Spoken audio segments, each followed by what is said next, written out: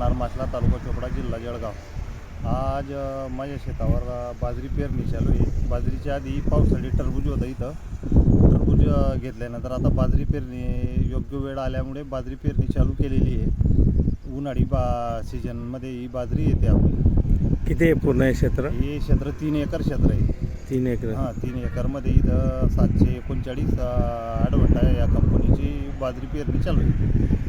आपल्या तालुक्यात उन्हाळी बाजरी पेरणी किती असते? आपल्या तालुक्यात भरपूर असते. आमच्या एरियात तरी भरपूर असते बाजरी. भरपूर. त्याचं उत्पन्नही चांगलं येतं? हो, उत्पन्नही चांगलं येतं. अच्छा. भाव पण चांगले असतात तिला. पावसाळी बाजरीपेक्षा उन्हाळी बाजरीला? पावसाळी बाजरीपेक्षा उन्हाळी बाजरी एकदम येते. आणि पावसाळ्यामध्ये लेबर प्रॉब्लेम राहतो, उन्हाळ्यामध्ये राहत नाही.